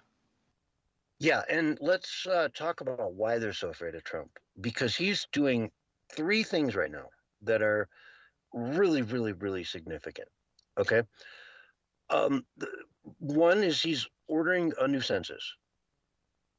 One that does not count illegals. If you're not here in the country legally, you do not get counted in the new census, right? Secondly, he's promoting different states to redistrict. In other words, what's happening in Texas, what's going to start happening in a bunch of different Republican states is they're going to redistrict, because the left has done that to the nth degree. So why can't the right do it? If you're going to play by this rule, then we're going to play by this rule. It's fair play. Absolutely. Well, it's strategize or be defeated, because there's no question. We've talked about it 1,000 times, man, that the left is way more organized, way more strategic. You know what I'm saying? And they do play unfair as a general rule, where we don't. There's nothing unfair about redistricting. Everybody does it. So. And he's also, for the third leg here, he's forcing states to start cleansing their voting rolls, which is a huge problem. Okay, so we're going to force states to clean their voting rolls. We're going to do the census so that we get an accurate count of how many Americans are, actually living in each state, and therefore congressional seats are distributed accordingly. And then in the red states, we're going to push having the same type of gerrymandering that the left has done in California and New York, Massachusetts, Illinois, and on and on and on and on and on, and that's fair play. And it's beautiful. And they're saying just the census alone will throw 30 seats to the Republican Party in the House. 30 seats. The Democrat seats will just evaporate. They will cease to exist. Well, the left will counter with redistricting their own, so it may not be that dramatic. In Texas alone, they're talking about 20 seats being flipped to a Republican. And you can start seeing how this going on across the country would just bring a fair representation to the country based on how the Democrats do it and based on how we do it. And suddenly, right there, I just pushed 50 seats to the right side of the aisle. It's incredible what could happen with what Trump is doing. And it's going to, if it works and it happens, it's going to cement Republican control for a very, very long time. Now, are they going to be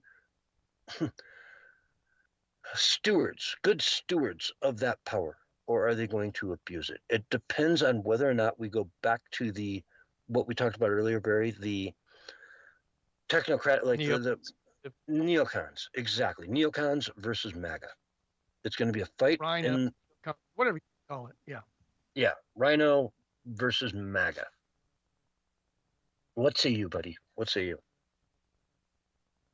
I mean, that's the big thing right there. I mean, will we continue to, be diligent and vigilant and make sure that the people that we're voting for actually represent MAGA, or are they an establishment stooge? Because there are Republican establishment stooges just like there are Democrat stooges. And we don't want to put those people in, and they're pretty easy to identify. And again, as long as we have freedom on the internet, that will kind of ensure us having that capability to do so. But as you well know, man, the technocrats, the globalists, the leftists, they want to basically censor so that they weaken us, right? And that they can also control the narratives as well. Yeah, absolutely, man. You're spot on. And so it's a battle, man. It's a battle that needs to be fought, and we are finally fighting it. Thanks to Donald Trump, really. I mean, where would we be if Kamala Harris had won? Right? I mean, you got to ask every now and then, because really, folks at home, picture that in your mind. What would America look like with a Kamala Harris president right now? We would be in the land of the lost with the sleaze stacks. You know what I'm saying? The sleaze stacks would be running around wild, and they would be scaring people, and we'd be living in the land of the lost. It'd be horrible. It'd just be a horrible situation, my Lord. All the Trump tax cuts would have expired, so all of our taxes would have gone up big time. I mean, big time. It would have been the largest tax increase in modern history. The things like the Inflation Reduction Act, which, what did that do? It caused runaway inflation. It spent $7 trillion. And where did that $7 trillion go to? Huh?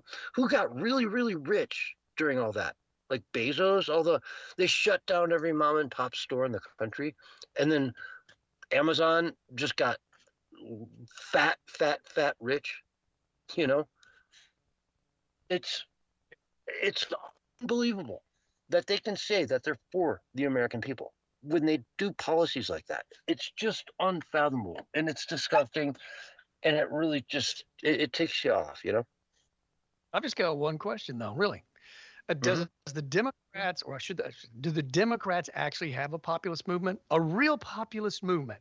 I mean, because what they claim to be the populist movement is really just their globalist, communist, socialist thing, right? That's not a populist movement, right? That's insanity. That's the globalist agenda being infiltrated and instigated right in America.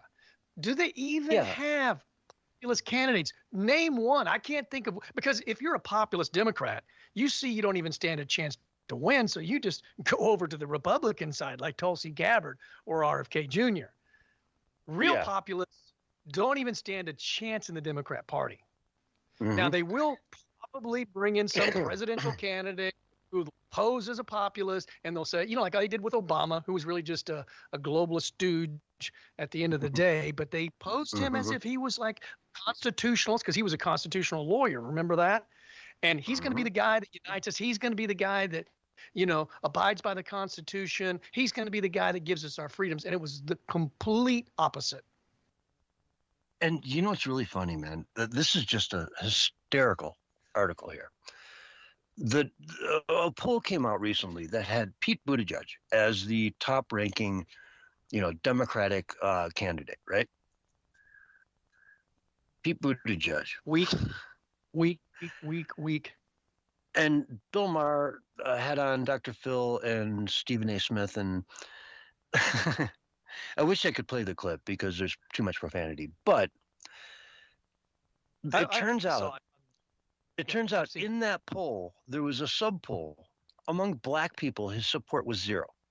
So Pete Buttigieg, the leading Democrat, has 0 support among black Americans. I mean, it was 16%, so it's not like a huge number, but like no one really has that much popularity. It's spread out everywhere in the Democratic Party. There's no front runner right now.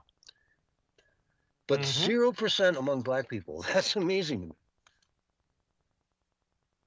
It doesn't shock me. I watched that clip that you were talking about, and I even posted it on social media and put some commentary to it. And I said, he can rant all he wants about how the Democrat Party is propping up these socialist, communist, Marxist, globalists.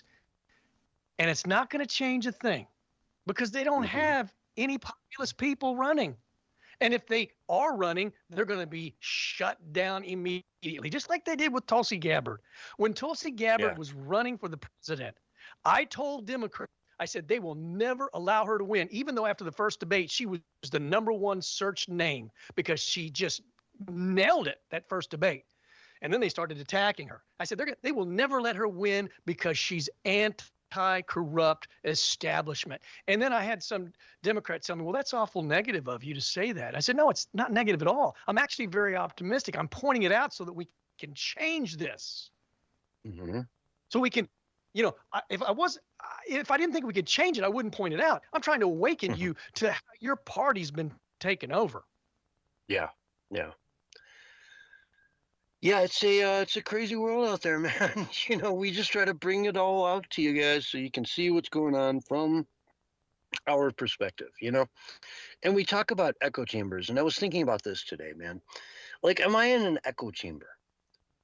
Well, at the end of the day, what we're saying is right. And I don't mean like right from the heart, it feels right. I mean, what we talk about going back to 2000 on the show has all turned out to be right.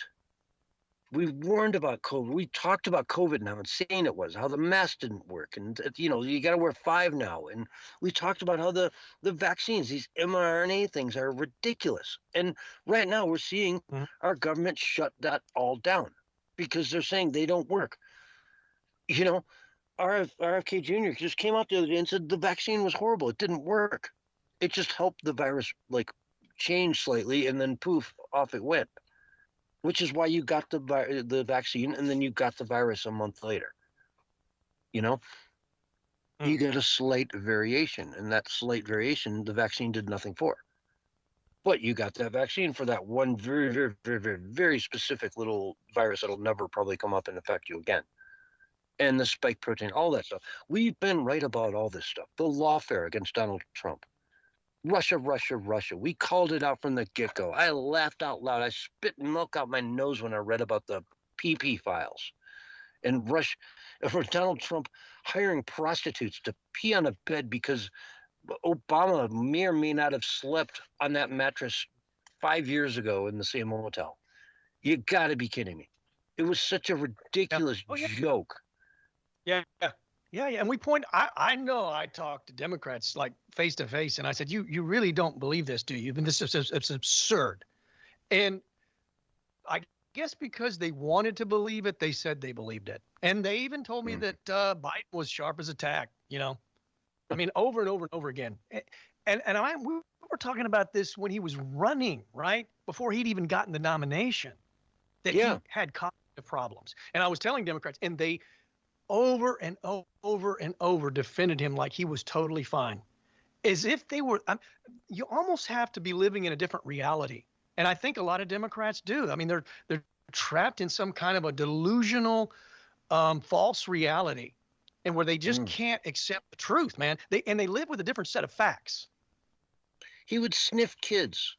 over and over and over and over again as he was running for just remember when the Easter Bunny came over and told him to go back? He was over there with little kid. He saw some little kid and said, "Oh, little kid, I want to smell your hair." Yeah. You know? Yeah. And the Easter Bunny had to go and say, "Mr. President, go over there." The Easter Bunny. Mm-hmm. And the left gave him a free pass, sniffing people's hair and touching women inappropriately still, even he was the president. He even gave a little speech, some sort of a press announcement. I remember he was like in an office and he was talking about how he would change. Remember he said that. He said, "I'm not going to do that anymore because the times have changed." But he didn't change because he can't, because it's impulsive with him, right?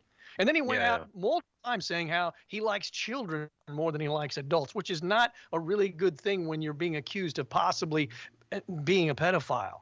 You know what I'm saying? Yeah. He just wasn't too smart. Yeah. And yet he won.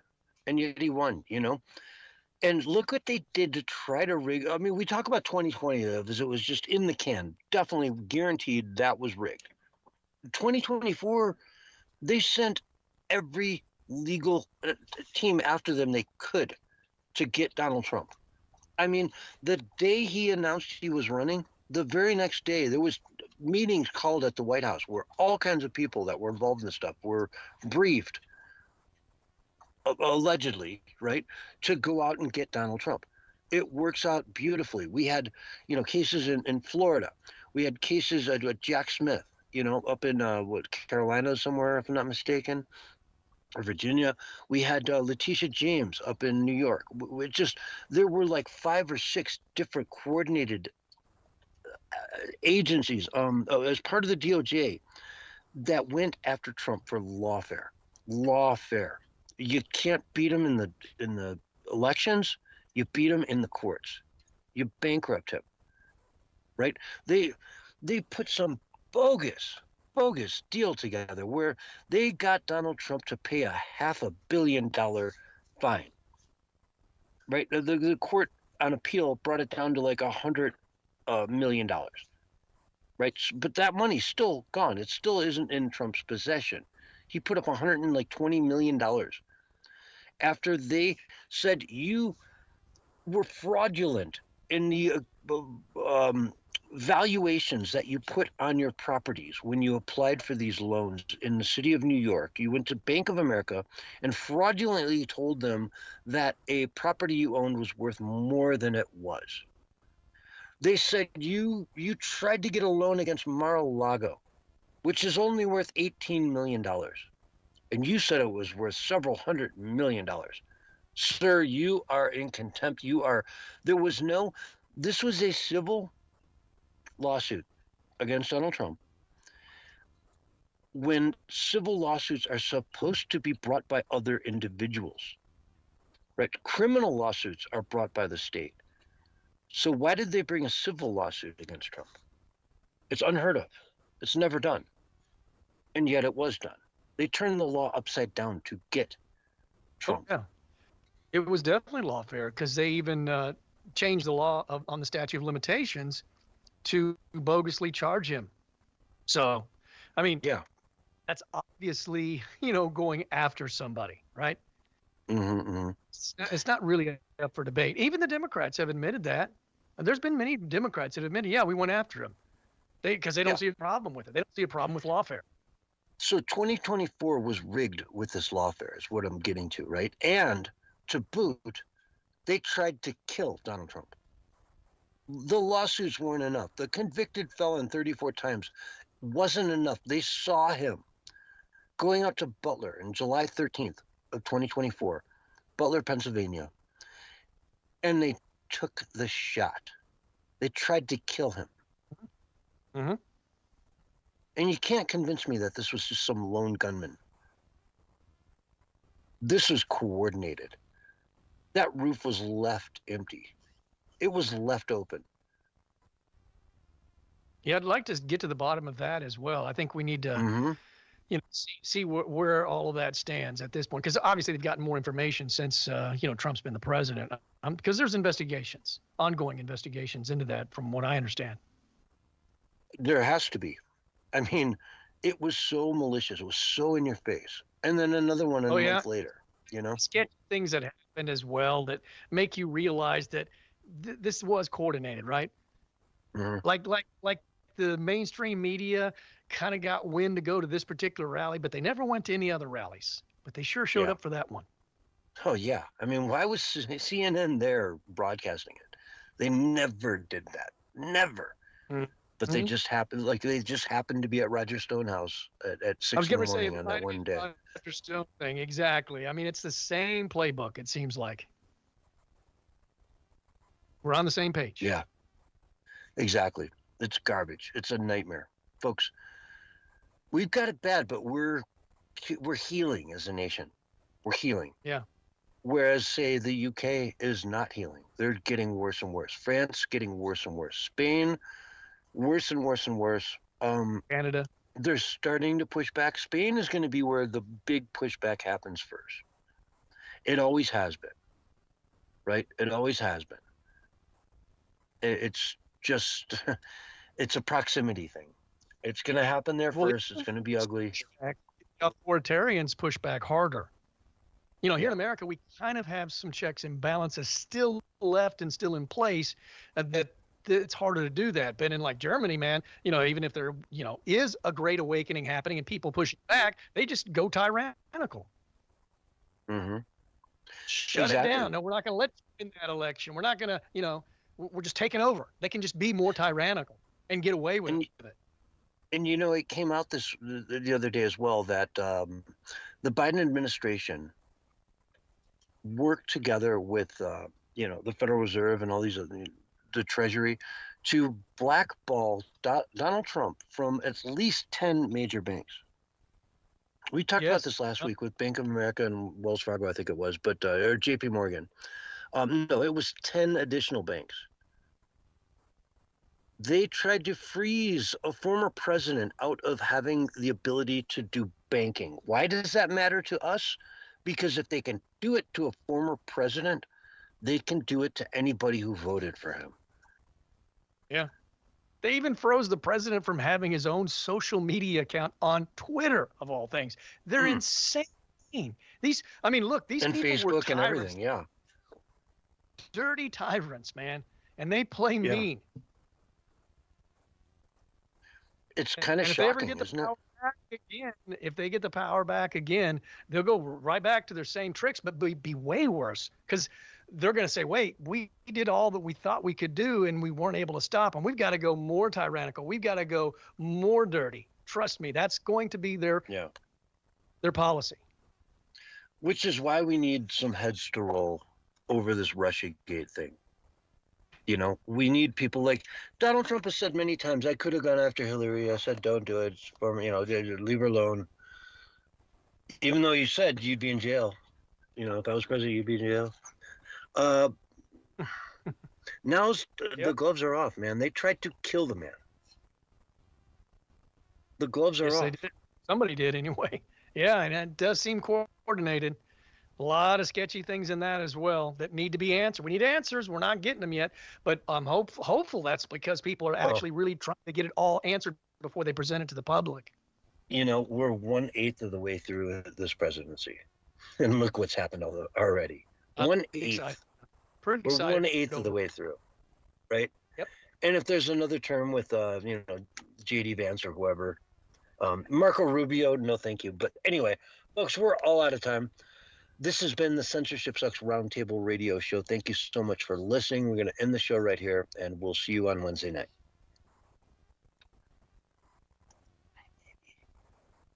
All right, we're going to get cut off any second now. It's a flat earth. It ain't round. All right, we're going to get cut off any second now. And when we do, I'll pick you up on the after show. Are we going to do an after show tonight? I don't know. Barry, up a little bit. I'm out, dude. I got too much on. Yeah.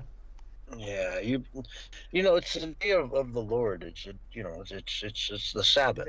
We shouldn't have backed up work to be doing at 8:00 at night. That's all I'm saying. What's up with that, Barry? I mean, if you don't celebrate the Sabbath, I get it. It's just some of us are a little more religious than others. Yep. I got to get up early, man. 4:30. I try to get up. 30, man. Okay. I'm kidding with you, okay. buddy. That right away. Hey, man. All right. Love you. well, You're the best. I will host us out on. Well, folks, we're not going to take and do an after show tonight. Normally we do an after show, but you know what? I'm not going to do it tonight. So thank you all for coming in. I'm going to host over to. Let's see here. Who am I going to host over to? See, I'm gonna host over to Donnie and on Kick, and I'm gonna host over to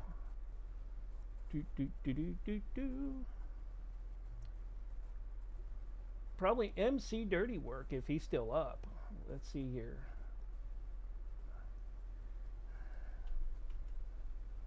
Yeah, he's still up. All right. So thank you all for coming in tonight. I'm going to take in, it's been a great night. Appreciate each and every one of you. We love each and every one of you. So yeah, we will be back live on Wednesday with more great live shows. And then in between, I'll be running some other shows in between. So keep an eye out. All right. So let's go ahead and do our hosting. Hosting over to D.